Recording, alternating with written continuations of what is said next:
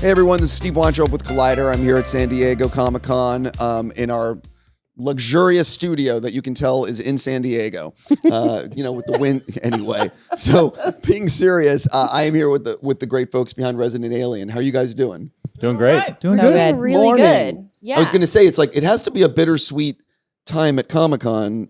It was announced that this is the final season. Yeah. Is that what? We weren't going to tell Alice. She's going to go crazy. Okay, will somebody call my publicist? It's okay, baby. My publicist friend. She's really into the show. So wait, you're saying we're canceled? I'm saying to you that there might not be more episodes. I don't want to say canceled. Right, yeah. I know, I don't like that Yeah, I don't like that I say word. cancelado because it's kind of like, wow. I have a ton of questions for you guys about the show, but I really want to start with thank you so much for making me and a lot of other people laugh. Thank you. And we're going to get into the show in a second, but one of the things is that I'm obsessed with getting more people to see movies in movie theaters. So I've been asking everybody, do you have a favorite movie theater? Oh. Yes. Great. Oh, you know what? I'm gonna be in Los Angeles. Don't Lemley on Sunset. I was going to say Lemley Oh, I shouldn't tell everybody No host. because nobody's there all the time, and you can really get. It's comfortable and it's good. They're good screens and great popcorn, and they've got sort of those gourmet chocolate bars and stuff. What's okay? Gourmet chocolate, like top shelf. I'm partial to the Americanet brand. Yeah, I like it. It's a little basic bitch, Yes, but it's it's basic still bitch, but it serves its purpose. Yeah. And the seating's nice. The Vista. Yeah. You Vista's know, nice. Vista's since Tarantino nice. took over. There you go. You Over have in to Los take your Feliz. shoes off, but Universal otherwise it's City great. Walk. Don't kid yourself. That's a pretty good theater. I mean, you got it. The parking's a pain in the ass. No, well, listen, sir, I respect you a lot, but the only good theater at what I call the shitty walk is the IMAX theater, which is spectacular. Really? Yeah. But everything else can go F itself. Obviously, that's the one I was talking about. I'll jump in with one I miss. Heard it I here miss the first. Cinerama Dome. Yeah. Oh, there you go. I mean, it's not there, but maybe they'll bring Arclight. it back. I remember seeing The Fugitive there when it first came out, and it was I love packed, that movie. and people lost their minds. And that's a movie experience to me. Cool. It's amazing. I like a drive-in. Oh, stranded at the drive-in. Brandon. Okay, anyway. I went so low on that. I was going to say Lemley as well, but mine's the NoHo 7, which is my neighborhood. So I don't know. Come check it out. Collider has hosted some screenings at the NoHo 7. Yes. I know that theater very well. And it's all, let's move on to the next thing. So we're at Comic-Con, and one of the things about Comic-Con is a lot of people here collect things. And so I'm curious for all of you, if you collect anything, and if you were to go on the convention floor, what are you looking to buy? Well, go ahead, Alice. I didn't have anything. Oh, I actually have the entire Kenner Superpower collection from 1983. I think it ended in 86, including the Hall of Justice, vehicles, the ones where you squeeze their legs and they punch. I know exactly the toy line you're talking about. Now, do you have them loose, or do you have any on card and in the package? The majority of them I got off of eBay years ago, and they are packaged and they have their little certification thing, but some of them are still in the just original packaging. Very few of them are loose. I don't buy them loose because they're just not Can't buy them loose. as interesting to me like that. But yeah, no, I have a big collection of action figures. Thousands. Between my son and I didn't know that about I don't have them. thousands of Kenner Superpower because that collection wasn't thousands, but my son still. and I have a ton of action figures that we play with all the time. Oh, that's cool. Yeah. I'm a nerd. Proud. Say it louder. I'd like the Funko Pop. I saw a Funko Pop thing online of the Peacemaker cast, but they're on the stage, the dance stage. And I asked Funko yesterday if it exists. They said, I think so. So I'd like that. I'm going to look for that forever now, whether it exists or not. You could do the stop motion like choreography of the whole opening of because the Carissa, show. I would love the to. choreo. My wife choreographed it. So that's my interest in it because it's the stage that she. I want to hear the rest of the answers, but I want to say that I tried finding out through you and other people about the Peacemaker season 2 new opening dance, new opening song. And they sent me episodes. I have them, and I have not had the chance to watch, and it's killing me. Oh, really? I have access to the new opening, and I have not had time to push play. Wow, I would like to. Yeah, good, cool. They're going to reveal it here, I think, tomorrow. That by the way, that makes complete sense. And Maybe you'll see it. I won't have seen it because I won't. Anyway, I want to hear your answers. Maybe I collected comic books when I was a kid, and just about 2 months ago, maybe over Christmas, went through the boxes to look at what I had. And there's some good stuff in there. I don't know if it's worth anything because I read each of them like 100 times, so they're all raggedy. But like an early, like a Daredevil #2, and like some really old stuff. But they're like half ripped, and I drew on them and stuff like that. What were you I'd never thinking? I was a child. You got to yell at yourself. I'm joking. Did you geek out then when you worked on a show that was from a comic book? I didn't know that about you. That was cool. That's that was really cool. Yeah, I loved it. Wow. Go ahead. I know you have things you look for. Star Trek stuff. Star Trek stuff. Thank you. Mine's Zelda all the time. And lately I've been looking for earrings that are super unique. And the last ones I bought at a con were the girl from The Ring crawling out of the TV as the earring. Cool. And I really like them because from afar you have no idea what's happening, and when you get up close, you're like, ah. But doesn't that like weigh a lot on the ear? No, they're super light and Because they're It's not the real girl. It's because it's they're not the real girl. It's just it's I should miniature. say that it's actually a miniature version of her. real. That's my new. I like to go look for because unique then that would be earrings. there That's my too. thing. That's right. That's By the way, right. that is the reason why I can imagine that's what it must be like on set when you guys were filming this. But you like that kind of improv. I could never do what you just did. Do you know what I mean? Like, no, but seriously, like a lot of credit because when I watched the show, I'm like, oh, that might be an alt line. Do you know what I mean? When especially with this guy. especially improv on because I can set? see I don't people's remember. Every once in a while. I don't remember if you. But it's mostly because I can see someone's reaction and they're clearly not ready for that line. Yes. You know, and I'm like, oh, that's really good. I think that's one of the best parts about ad-libbing, though, and improvising is that it keeps everyone present. Because when you're on the set with this one and this one in particular, if you are not on your toes and present in the moment, you will get left behind. You will get left behind. Like that movie where the rapture happened. Left behind. And everybody got left behind. There were people who were left behind. Yeah, I love that He movie. brings that It's up like that, a but lot. without the rapture. He does. So He brings up the rapture a lot. I'm obsessed with the rapture. It's got to be the coolest thing in the world. Can you imagine just all of a sudden we're sitting here, just the mic just drops and just motherfuckers are gone. Oh, you'd be Everyone would be here. like, oh my God. Like you'd be I guess taken. I'm not worthy, you know? Oh, well. I mean, they'd leave the best people. You're going to have a kick-ass party on Earth, though, post-rapture, because all the most heathenous motherfuckers are going to still be here, you know, with nothing to lose. Come on. Let's do it. So You know, I don't know. I am curious. So this is most likely the end, and I'm curious when you were making it. We're dying. Did you know when you were making it that this is probably the last season, or was it sort of like, you know what I mean? Like, how were you thinking good about question. it when you were writing it? No, 100% new. You knew? How dare I mean, you? every year it's a dance. You know, at the end of season 3, we were on the bubble, and I developed the season to put a bunch of cliffhangers at the end, hoping that might force them to do another season. And it didn't hurt for sure. And we got another season, but I didn't think I'd win that battle again. The way this business is now, I saw where things are going, and I didn't want to play the game of, are we going to get picked up or not? And so at the beginning of every season, I've got to go and pitch like a couple weeks into the writer's room. This was last July. I've got to pitch what the season's going to be. And I just made the decision I'm going to end it. Like, I'm going to come up with what is the best version of this show to end the story we've been telling.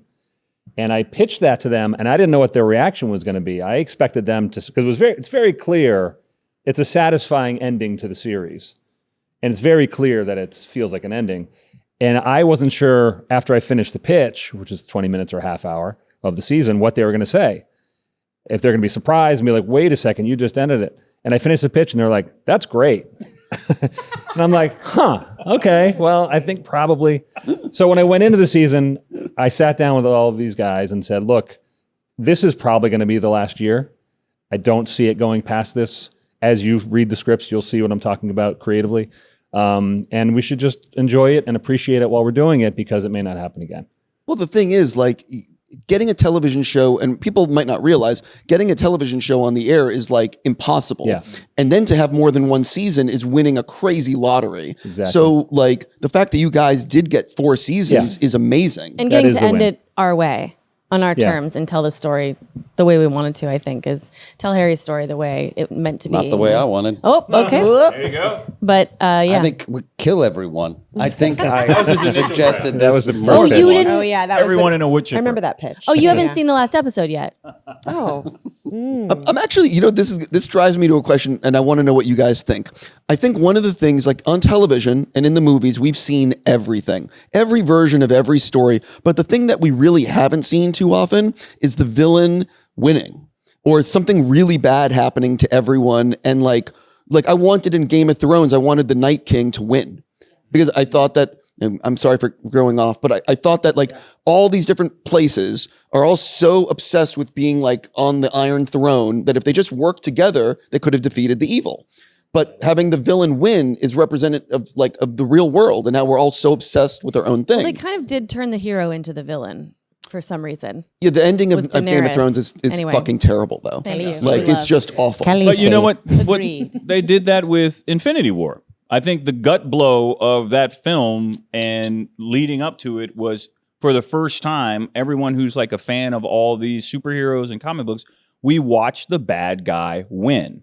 And I think everyone knew that when you got to Endgame, things were going to somehow turn around. But I remember walking out of that theater, like you're saying, like seeing the bad guy win. It was just like everybody walking out was just like, duh, duh, duh. You know what I mean? It was. But here's the thing, though. We all knew it was going to get fixed. True. I really mean like the villain winning for real. Oh. You know what I mean? Like, Well, and it's so not France. I was going to say yeah, something there. exactly. Was there? Look, I don't know how the show ends, but was there ever any thought of like this show has a heart where things are going to work out in a certain way? I think. But how were you thinking about it in terms of the last few shots and ultimately where Harry ends up and how it all goes? Yeah, it's a great question. I don't want to give away how it ends, but Yeah, I don't want to know. but I didn't want to leave the audience feeling anything but happy, feeling satisfied, feeling hopeful about the world. I mean, it's the same themes that we do every episode in a way. I always wanted to do a show where at the end of the episode, people feel a little bit better about their lives and people feel a little more hopeful and people feel a little more connected to their neighbor. And I wanted to carry that through to the end. So, Alan, I have a question for you. One of the things about the show, and one of the things I really think your performance on this show is underrated because you are the way you have to deliver lines and you play multiple versions. Like, there's a lot that you have to do. And it's not like this is some crazy budgeted show where you have like a crazy shoot schedule. Like, you have to do it all on schedule, on budget, and there's a lot of, I think, responsibility probably at home getting ready before you step on set. Can you sort of talk about, as an actor, what this role has meant to you, and in terms of maybe like, you know what I mean? Yeah, I think, I mean, this role and the world that Chris created is so unique. I'm going to really miss the freedom that this character afforded me. And, in doing all of those things, you just kind of, that's, if you're in a play, a lot of plays end up on Broadway, but they started off Broadway. So that it gets made with no budget and, you're changing the scenery and stuff like that. So, we made it the way we made it. It's just, I guess when I was directing, I started to when you were directing and playing Mantid and playing Harry, when I was playing, I saw you true. sort of like fritzing out a little bit, but That it was was also hard. quite beautiful how you balanced That's it hard because all. I had to leave to go get my beard off, and I had to like change makeup and come back, and it was like I need to be on set. I need to do things while Alan is gone. I kind of got the vibe that you were just so into the directing. You're like, I don't want to act today. I just Oh, want to yeah. direct because Yeah. you were having such a fun time. You directed, I think, the first 2 episodes of season 4. Yeah. How did you end up with those 2 versus others? Because to do prep, I would need to come. I could come early, but once we're going, just like you were saying, it's so packed. There would have been no time to go on location scouting or Yeah, there's any of about that. 16 days of prep Yeah. for the director before the 15-day block that they're shooting. And I showed up 2 weeks before that because Yeah. The only time he would possibly have would be the beginning of the season. Yeah, but I mean, you directed some of Con Men. You Oh know? yeah. So like, I mean, I'm making a joke here, but I'm sure it's very similar the way that was shot in Resident Alien. Very similar. Same budget, same everything. What was great with Well, towards the end there, maybe. Con Man, this little thing that we made, we meaning myself and Nathan Fillion and the fans who gave us the money to make it. I could be like, nah, that's enough. We did it. And we left early a lot of days. We really did. I'd leave early, but the crew loved me. All the crew came back second season. They're like, this is the best. This guy, because I would be like, I don't know that we needed a close up of this. And I mean, I would kick myself in editing, but What's coverage? Yeah, You don't need it was coverage. So it was. This was. This is a much bigger animal, and this is a huge budget, and. But I'm gonna miss. What I am gonna miss about the show is the world that it lives in that can be so funny at times and be so crazy, like this season, with people just vomiting in kitchens and like, well, look in my eyes, and this is for my babies, and throwing up, and then we're making out later, and no one brushed their teeth. No one brushed their teeth between those two actions. There was a commercial break, but there was no toothbrushing. Anyway, that you can have that, but then you can also have people, fighting to get their baby back and the struggles with the moral, what should I do? And then also a powwow, man, this season was fantastic. I mean, I was so moved. You can tell when you watch it, I'm just in love with the whole experience. That was no acting. I was just like, ugh. It was incredible. I'm almost out of time, but I do want to ask each of you. It's hard to pick out favorite moments from the years you worked on this. But when you think back, was there a favorite like scene or sequence that that really meant a lot to you? Or if you want to share a sequence that really went off the rails and you needed like 100 takes, but anything you want to share about, you know what I mean? I'll go first because I have it right at the top of mind. There's a scene in last week's episode where everybody's dancing, the waltz scene, the opening of last week's episode. You haven't seen it? I haven't seen it. Okay, you should watch the show. Listen, But I'm going to tell you a secret. He There's hasn't like, even watched the beginning of he's it. never seen any of yeah, it. He's I'm never a seen little an bit episode. behind on, like, we have like 30 things coming in the studio. I've had to, You gotta watch Pacemaker. I almost called it pacemaker. So anyway, sorry. there's That's an a opening new scene. name. The fans, Peacemaker. anyone who's seen the show as a fan will know that there is an opening scene where all the most of the cast really is dancing, and Darcy's not. Darcy's wandering. It's a dream sequence. Darcy's wandering through the streets. All of a sudden, the whole town kind of appears around her and starts dancing. So there was one rehearsal for that where everyone came to dance and was preparing this choreographed move, and I didn't have to appear until later in the rehearsal. And you don't get a lot of moments to appreciate everything condensed down to 1 second of like, here is your place in this story. You get to appear in this 1 second and see everyone doing stuff. And you really are just like, I just got to stare and like and look at everyone that I love so much do this job and work together in this way. And it was this really, I started crying during the rehearsal because it was like this really moving moment. Like, here's all these people I love, like being together. And I just get to stand here and appreciate them and watch. And so the rehearsal for the waltz was probably like my favorite time. Unbelievable. It's a perfect, beautiful moment, but now I'm crying. Thank you. I always love to comment on Harry's birthday party. It was the first time we all got to be together on set as a full ensemble, and it was so much fun that day to shoot.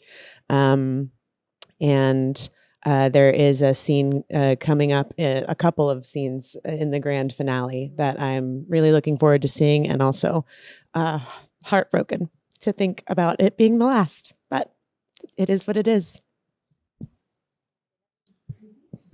You know what? I can't remember what season it was. I want to say it was either the end of season 1, maybe season 2. There's a scene where Harry comes to Asta's house to murder her.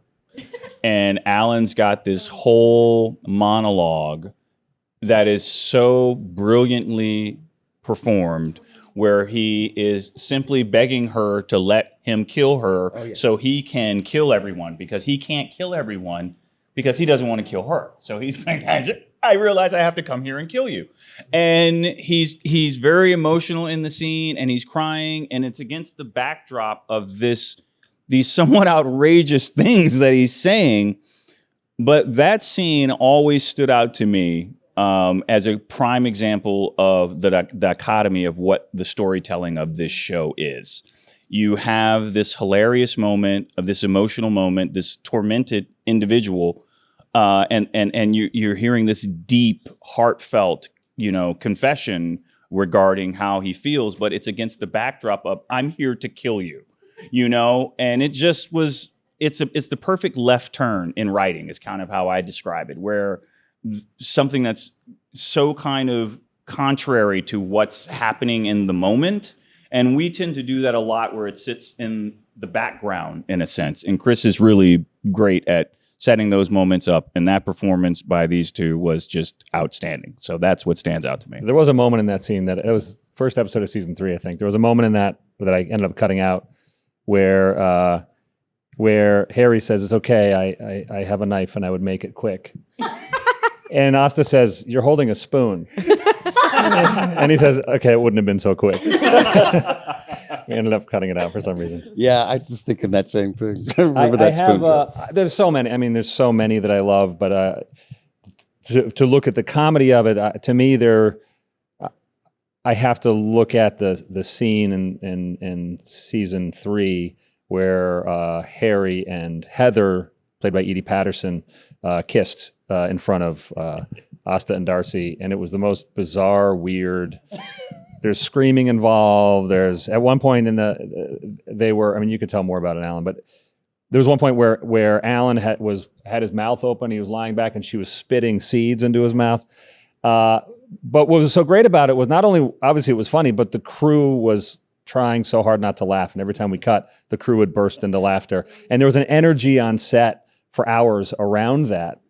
And it made me realize how powerful the comedy is, not obviously for the audience and for the actors, but for the crew to work on a show that's light and funny, and they get so excited to come to work because every day they're going to be laughing so much. And that's a perfect example of it. That was such an amazing And it was so sequence. hot.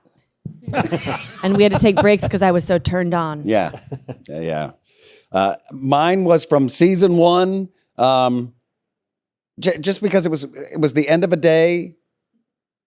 I think it was the first episode. It might have been the pilot, where we were at the end of the day and it was like, oh, we've got to do examples of Harry trying to learn to be human.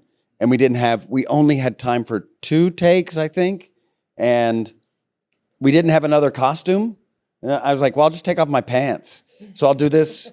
I'll do it in my underwear. So that's different. And then we just did it. And it was like, it was a proscenium shot. It was like stage. It felt like a quick, hurry up, go, do it once. And I was just eating a chicken from its back in. While I'm there thinking, I didn't know I could chew through bones like this. I'm very impressed with my ability to just make a meal out of the bone.